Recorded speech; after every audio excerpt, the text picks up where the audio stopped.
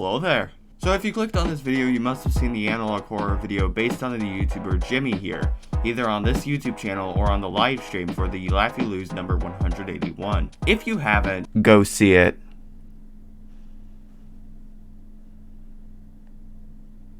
In this video, I'm going to be going behind the scenes on how this video was performed because I wanted to celebrate the video's success. Because it's something different and I'm really glad it was accepted, let alone very well received. And if you enjoyed it, consider subscribing. Anyway, let's go. God, I'm scared. To start things off, we need to go back 2.5 months to where I found this series, a fan-made analog horror ARG based on JSlat on a channel called Stop Smiling. I was so interested in it that I posted my reaction to some of the videos. Part 1 did well above average, Part 2 did insanely well, and Part 3 was cancelled. Because I realized that Part 2 of my series got more views than the videos I was watching. I realized with dread that I was going down the reaction content path, and I had to stop it immediately. Soon after, I decided that instead of being a content stealer, I was going to be a content competition. So then, this idea was born. Chad, I'm afraid! Alright, so even before filming, I had an idea of how this whole series was going to turn out. You heard me right, series. Unfortunately, I won't go any further into that side of things because, well, spoilers. So pre-production was pretty quick. I already had an idea of what I was going to do. No screenplays or storyboards needed because I am a one-man crew, and this was a 1 minute long video consisting of only a 1-person shot, so why?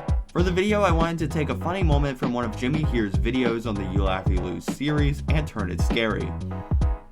So I chose the Nintendo DS trend, where viewers created a loop of recording jimmyhere on a Nintendo DS, that evolving into Jimmy in movie theaters, video games, and even more obscure devices. That now reaching analog horror, and scaring the crap out of people. What? First thing I wanted to make was what was on the monitor. I grabbed what I thought was the best clip from the Nintendo DS trend, and let my imagination take over to get what ended up in the video. Here's what it looked like in the editor.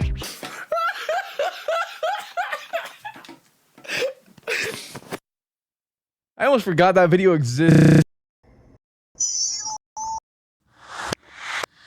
How far can it go, though? That's what I want to know. How far can we go?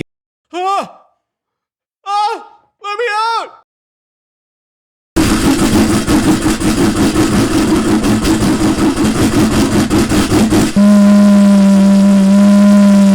Before we move on, if you are curious about how I made the sound, that was literally me making funky sounds with my mouth, just with audio effects.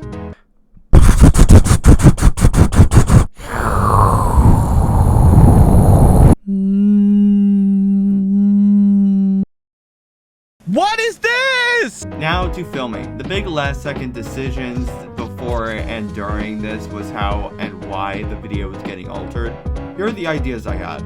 It was either going to be a haunted candle like Hocus Pocus, the crucifix cross being flipped, the main character having supernatural powers putting their hand on the screen, which was in one of the cuts actually, and it just being a random occurrence. The crucifix was definitely the more appealing approach, especially with Exorcist Believer coming out the weekend of release, so it would be on theme.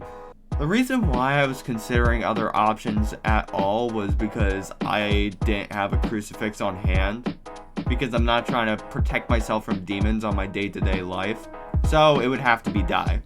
Thankfully, I had Jenga blocks and tape, which actually worked really well.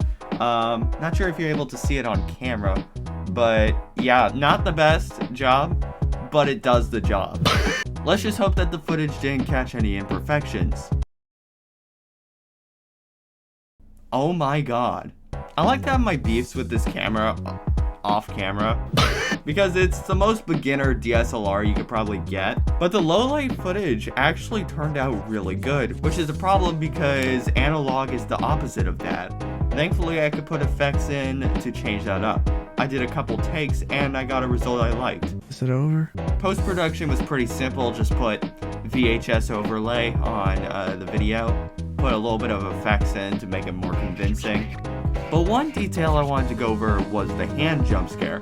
Being the most complicated thing to do in the entire project, I had a general idea of how I was going to perform this from the beginning, thankfully.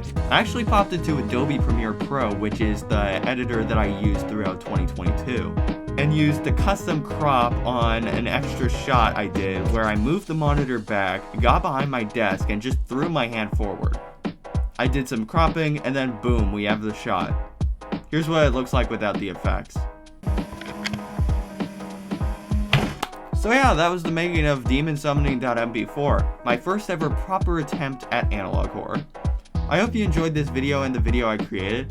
DemonSummoning.mp4 was meant to almost be like a demo to what Jimmy Is Here will offer. And next weekend's video will be a teaser trailer for the series. I think I said too much.